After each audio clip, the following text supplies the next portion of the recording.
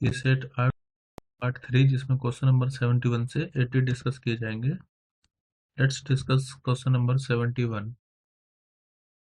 The four identical point object ABCD each of mass m। देखो यहाँ पर अलग अलग ऑब्जेक्ट है लेकिन सभी का मास गिवन है हमें 10 ग्राम। 10 ग्राम। अब इसको अगर हम किलोग्राम में लिखें तो ये हो जाएगा 10 इंटू 10⁻³ किलोग्राम। और सभी का मास सेम है ABCD का। Are arrange in the XY plane as shown in figure। These are connected by light to form a rigid body। The moment of inertia of this arrangement about y-axis is। तो हमें बताना है कि y-axis के about moment of inertia कितना होगा। तो हमें मोमेंट ऑफ इनर्शिया निकालना है y-axis के अबाउट। तो हम ये देखेंगे कि y-axis से जितने भी ऑब्जेक्ट हैं उनका परपेंडिकुलर सेपरेशन कितना है, क्योंकि मोमेंट ऑफ इनर्शिया का फॉर्मूला होता है m इंटू में r का स्क्वायर। r होता है परपेंडिकुलर डिस्टेंस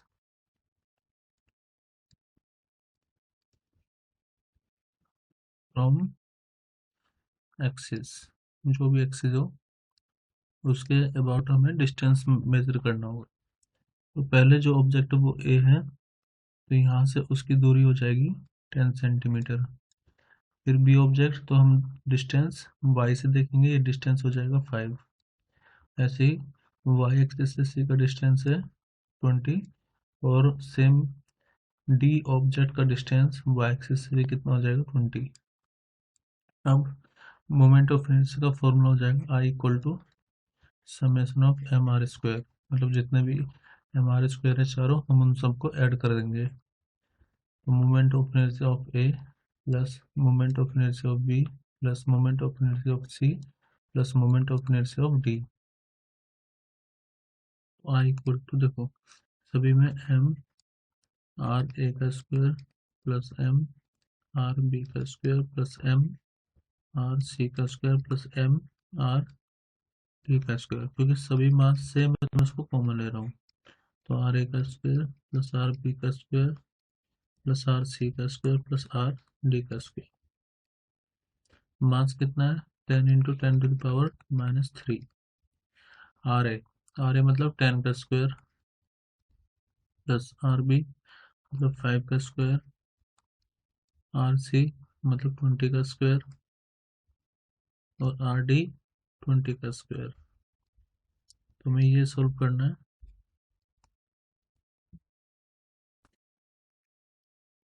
तो इनका स्क्वायर करेंगे 100 25 400 एंड 400। इन सबको ऐड करने पर आएगा 925 इंटू 10⁻²। या फिर हम इसको 9.25 इंटू 10⁻⁴ लिख सकते हैं किलोग्राम मीटर स्क्वायर।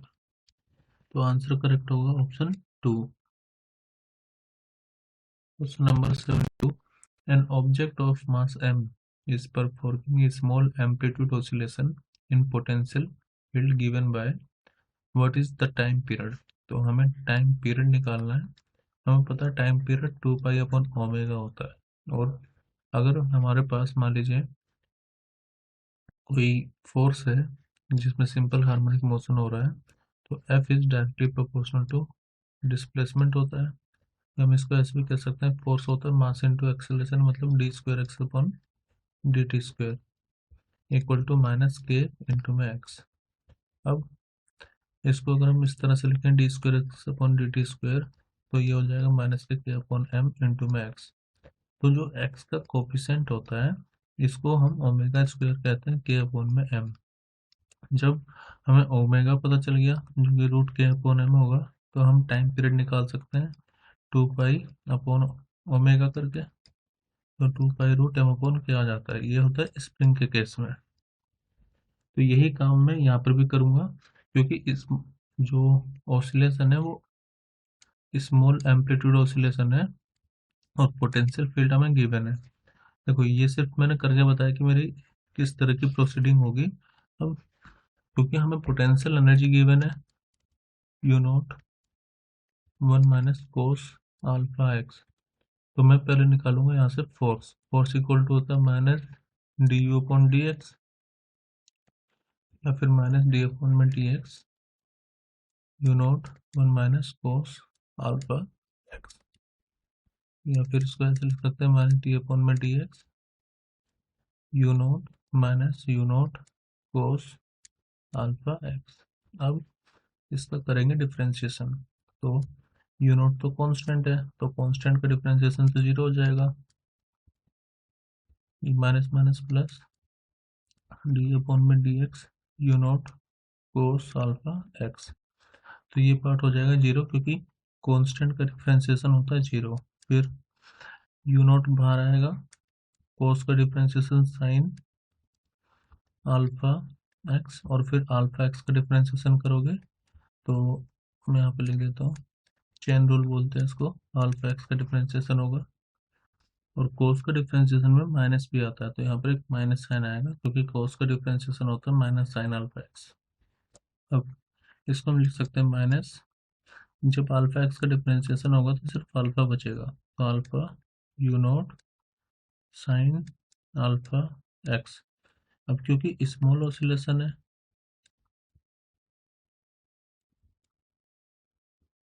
तो ऐसे में हम साइन अल्फा एक्स को अप्रोक्सीमेटली लिख लेंगे अल्फा एक्स, क्योंकि और small angle sine theta equal होता है थीटा के, तो हमने साइन अल्फा एक्स को रिप्लेस करेंगे अल्फा एक्स से, तो हो जाएगा F equal to minus alpha mu not alpha X, या फिर माइनस अल्फा का स्क्वायर यू नॉट इंटू में एक्स। तो हमारे पास फोर्स आ चुकी है, हम इसको इस तरह की इक्वेशन बनाएंगे, फिर देखेंगे ओमेगा कितना आएगा। तो मैं यहाँ लिख देता हूँ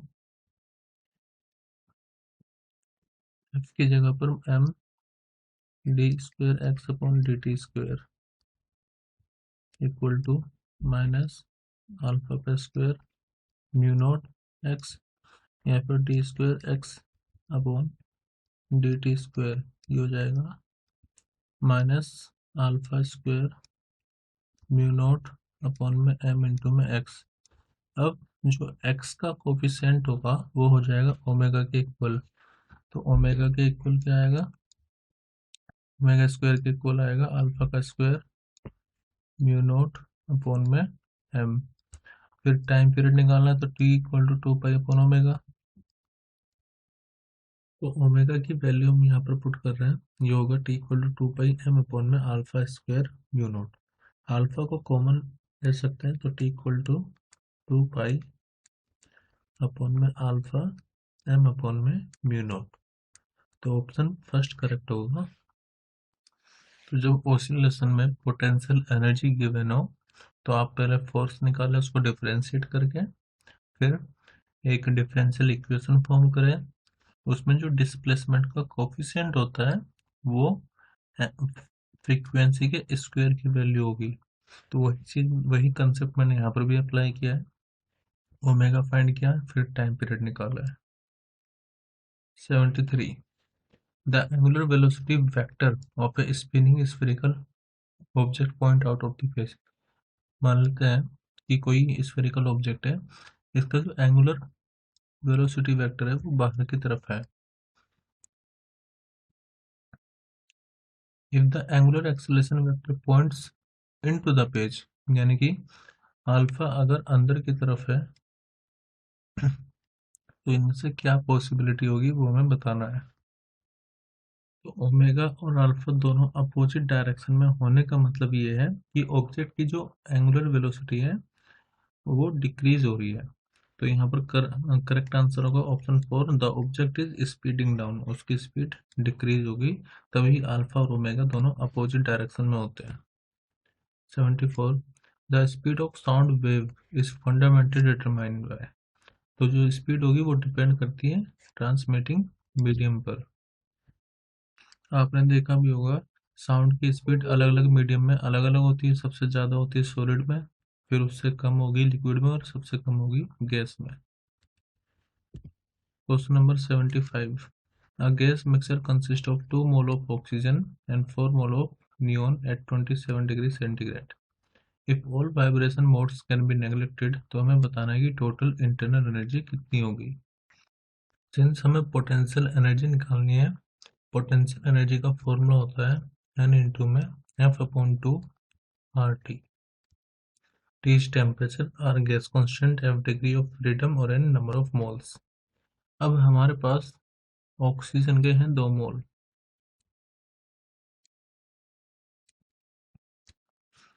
और नियोन के हैं 4 मोल। इसके अलावा जो टेम्परेचर है वो है 27 डिग्री सेंटीग्रेड। तो इसको अगर हम चेंज करेंगे केल्विन में तो ये हो जाता है 300 केल्विन। अब डिग्री ऑफ फ्रीडम देखो, जो ऑक्सीजन है वो डायटोमिक होता है और नियोन होता है मोनो एटोमिक। तो डिग्री ऑफ फ्रीडम के लिए यानी एफ निकालने के लिए फॉर्मूला होता है 3n माइनस के होता है कांस्टेंट, n होता है नंबर ऑफ मोल्स। तो अगर हम डिग्री ऑफ फ्रीडम ऑक्सीजन की निकालेंगे तो यहाँ पर n नंबर ऑफ मोल्स नहीं होगा, n होगा कि वो नेचर पे डिपेंड करता है कि डायटोमिक है मोनोएटोमिक। n की वैल्यू हम डायटोमिक के लिए 2 लेते हैं, मोनोएटोमिक के लिए n की वैल्यू 1 ली जाती है। ठीक है, तो डिग्री ऑफ फ्रीडम जब हम ऑक्सीजन के लिए निकालेंगे तो हम लिखेंगे 3 इंटू में 2 माइनस कॉन्स्टेंट कितना, देखो डायटोमिक में इस तरह से मॉलिक्यूल है तो कॉन्स्टेंट का मतलब हो गया ये के इक्वल टू यहाँ पर 1 होगा। मतलब जिस डायरेक्शन में मोशन नहीं कर पाएंगे तो ये रिजिड ऑब्जेक्ट, ये हमने मान लिया रिजिड लाइन है तो ये इस तरफ नहीं आएगा, इस तरफ नहीं आएगा। तो डिग्री ऑफ फ्रीडम हो जाएंगे 3 इंटू 2 माइनस के मतलब 1। इसका मतलब 5 डिग्री ऑफ फ्रीडम आ जाएंगे ऑक्सीजन के। अब नियोन की जो डिग्री ऑफ फ्रीडम आएंगे वो होगा 3 इंटू एन की वैल्यू 1 माइनस 1, ये हो जाएगा 2। सॉरी, इसमें कोई कांस्टेंट नहीं होगा तो हमें 0 से माइनस करना पड़ेगा तो ये रहेगा 3। डिग्री ऑफ फ्रीडम नियोन के लिए होंगे 3 और ऑक्सीजन के लिए होंगे 5। अब अगर हम ऑक्सीजन के लिए इंटरनल एनर्जी निकालेंगे तो एन की वैल्यू मतलब नंबर ऑफ मोल्स 2 था into degree of freedom 5 upon में 2 आर टी। तो ये तो हो जाएगा U naught equal to 5 R T. ऐसे ही नियोन के लिए N F upon 2 R T, तो एन की वैल्यू 4, एफ की वैल्यू 3 अपॉन में 2 आर टी। तो ये हो गया 6 आर टी। अब टोटल जो इंटरनल एनर्जी होगी उनमें हम दोनों को ऐड करेंगे, इसका मतलब 5 R T plus 6 R T. तो यू टोटल कितना आ जाएगा 11 आर इंटू में टी। अब टी की वैल्यू पुट कर देते हैं, टी होता है मतलब टी गिवन है 300, तो हो जाएगा 11 इंटू 3 33, 3300 आर। तो करेक्ट आंसर होगा ऑप्शन 2। जल्दबाजी में आप इसको 11 आर मत करना, 11 आर गलत आंसर होगा। टाइम टेम्परेचर के मल्टीप्लाई करने के बाद 3300 आएगा। Question number 76, a particle is in linear simple harmonic motion between point A और B। तो A और B के बीच में ये O मिड पॉइंट है, ये इस तरफ ऐसे ऑसिलेट कर रहा होगा particle. Since simple harmonic motion है तो सिंपल हार्मोनिक मोशन में फोर्स हमेशा माइनस एक्स पर डिपेंड करती है या एक्सेलरेशन हमेशा अपोजिट डायरेक्शन में होता है डिस्प्लेसमेंट के। ठीक है, अब यहाँ पर हमें गिवन है कि कौन सी स्टेटमेंट करेक्ट है। The sign of acceleration and force on the particle are always positive when it is at point P। तो जब ये पॉइंट P पर है यहाँ पर, तो क्या इसका फोर्स और एक्सेलरेशन दोनों की डायरेक्शन पॉजिटिव होगी। देखो फोर्स और एक्सेलरेशन का जो साइन है वो चेंज होता रहेगा, वो डिपेंड करता है डिस्प्लेसमेंट कैसा है, क्योंकि डिस्प्लेसमेंट के हमेशा अपोजिट डायरेक्शन में होगा। तो हम ये नहीं कह सकते कि एक्सेलरेशन और फोर्स हमेशा पॉजिटिव डायरेक्शन में होगा, तो ये स्टेटमेंट सही नहीं है। Second, the sign of velocity acceleration and force on the particle it is at 4 centimetre always from point B going towards A are negative. तो जब ये बी से 4 सेंटीमीटर पर है तो वेलोसिटी एक्सेलरेशन और फोर्स का साइन क्या तीनों का नेगेटिव डायरेक्शन में होगा? तो देखो वेलोसिटी एक्सेलरेशन और फोर्स का जो साइन है वो सेम डायरेक्शन में नहीं हो सकता है 4 सेंटीमीटर पर। फॉर एग्जाम्पल अगर मान लीजिए x equal to A sine omega T है, तो जो वेलोसिटी होगी वो कितनी हो जाएगी, ए कोस ओमेगा टी, और फोर्स कितना हो जाएगा, फिर से इसको डिफ्रेंशिएशन करेंगे माइनस के ओमेगा, यहाँ पे ओमेगा भी आएगा वैसे, omega square sine omega T. तब देखो फोर्स और डिस्प्लेसमेंट ये तो अपोजिट डायरेक्शन में है, एक्सेलरेशन फोर्स की डायरेक्शन में होगा फोर्स, लेकिन जो वेलोसिटी है वो उससे अपोजिट डायरेक्शन में आ जाएगी, क्योंकि यहाँ पर माइनस साइन है, यहाँ पर नहीं है। तो फोर्स वेलोसिटी और एक्सेलरेशन तीनों सेम डायरेक्शन में नहीं होगा, तो ये स्टेटमेंट भी गलत है। तो इनमें दोनों ही गलत है, इसलिए सही आंसर होगा option 2, neither A nor B. Question number 77, which of the following pipe has the highest fundamental frequency? तो लॉन्ग ओपन पाइप, या 5 centimetre 5 metre long open pipe, या फिर ओपन फ्रॉम बोथ एंड, या फिर open from one end and close at the other. तो मैं पहले fundamental frequency का फॉर्मूला बता देता हूँ। जैसे अगर ओपन पाइप है, ओपन का मतलब दोनों तरफ से ओपन होगा, तो उसके लिए जो फंडामेंटल फ्रीक्वेंसी का फॉर्मूला होता है वो होता है v अपॉन में 2 लेंथ। और अगर क्लोज पाइप है, क्लोज का मतलब एक तरफ से क्लोज होगा, उसके लिए जो फंडामेंटल फ्रीक्वेंसी का फॉर्मूला होता है वो होता है v अपॉन में 4l।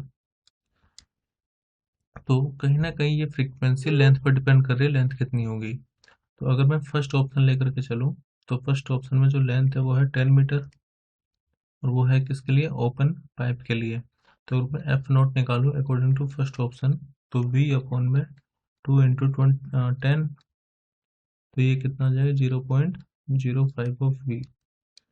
सेकंड में क्लोज पाइप है, तो अगर मैं यहाँ पर निकालूँ, ये फर्स्ट ऑप्शन हो गया, ये सेकंड ऑप्शन की वैल्यू, l कितना है 5 मीटर और क्लोज है, तो एफ नॉट आएगा v अपॉन में 4 इंटू में l, तो ये होगा 0.05 v। थर्ड ऑप्शन में लेंथ 8 मीटर है और ओपन फ्रॉम बोथ एंड, तो यहाँ पर हम ओपन वाला फॉर्मूला अप्लाई करेंगे, एफ नॉट v अपॉन में 2 इंटू 8, तो हो जाएगा v अपॉन 16, तो इसकी वैल्यू आएगी 0.06 b।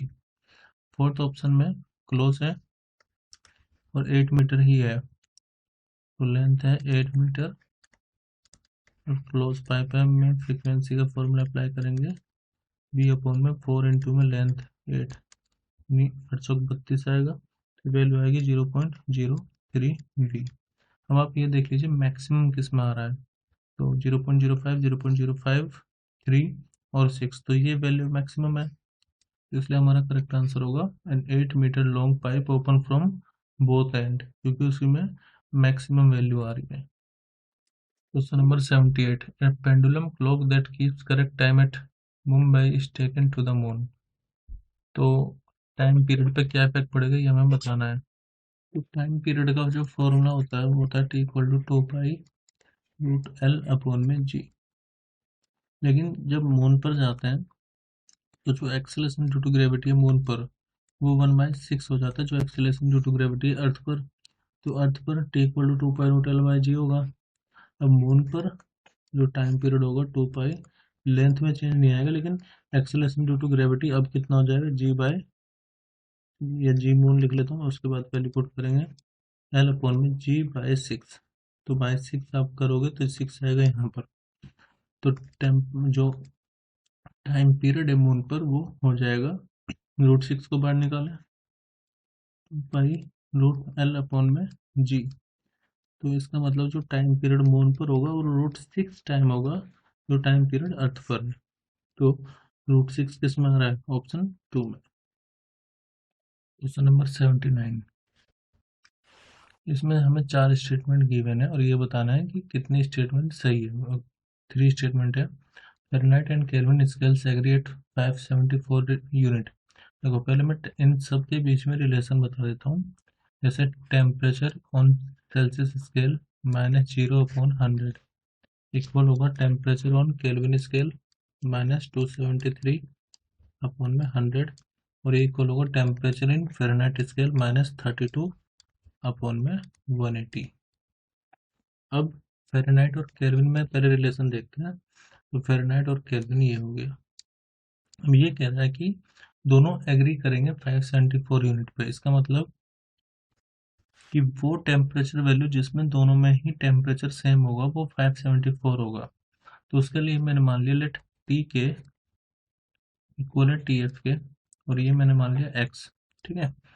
और इसमें ये अगर मान लीजिए हम x की वैल्यू 574 आती है तो ठीक है, नहीं तो ये स्टेटमेंट गलत हो जाएगी। तो दोनों पर मैंने यहाँ पर लिखा x -273 अपॉन में 100 इक्वल टू यहाँ पर x -32 अपॉन में 180। तो अगर हम इसको सोल्व करेंगे x की वैल्यू तो ये आती है 574.25।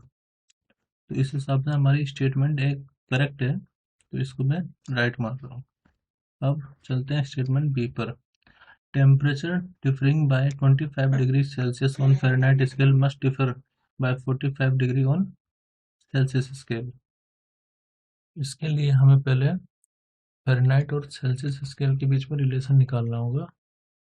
तो सेल्सियस और फ़ारेनहाइट स्केल इन दोनों के बीच में जो रिलेशन आएगा मैं यहाँ लिख रहा हूँ TC अपॉन में 100 इक्वल टू TF -32 अपॉन में 180, या फिर TC देखो 0 से 0 कैंसिल, इसका हाफ 9 और इसका हाफ 5, फिर TC इक्वल टू होगा 5/9 TF -32।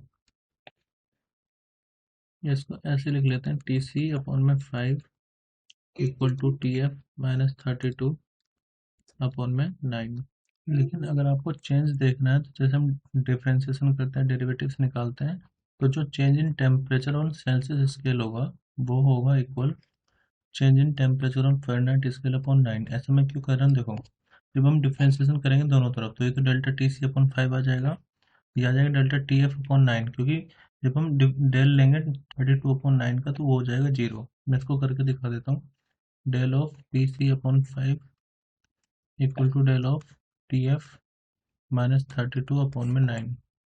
तो ये तो आ जाएगा del TF upon 9 minus del 32 upon में 9, तो ये 0 हो जाएगा। इसलिए मैं कह रहा हूँ कि change in temperature on Celsius scale upon 5 equal होगा change in temperature on Fahrenheit scale upon में 9, या फिर डेल्टा TC इक्वल होगा। तो according to given condition temperature differing by 25 degree on Fahrenheit scale होना चाहिए 45 डिग्री ऑन सेल्सियस स्केल के equal. तो according to given condition delta TF हम 25 लेके चलते हैं, देखते हैं डेल्टा TC कितना आएगा। तो 5/9 इंटू 25, तो ये आएगा 13.88 के इक्वल।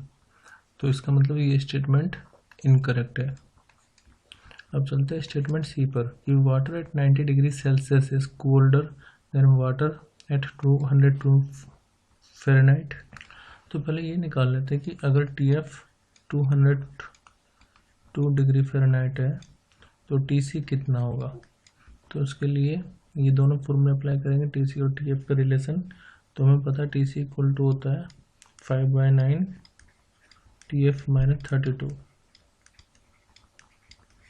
तो TF की वैल्यू पुट करेंगे 5/9 202 -32। तो ये आ गया temperature on Celsius scale 94.44 degree centigrade. तो ऑफकोर्स 90 डिग्री कोल्डर होगा 94.44 डिग्री सेल्सियस से, क्योंकि 200 डिग्री फ़ारेनहाइट का मतलब 94.44 डिग्री सेल्सियस। तो ये स्टेटमेंट भी करेक्ट हो गई। अब चलते हैं स्टेटमेंट डी पर। क्या 0 डिग्री फ़ारेनहाइट -32 डिग्री सेल्सियस के इक्वल होगा। फिर से इसी फॉर्मूले का यूज़ कर लेते हैं।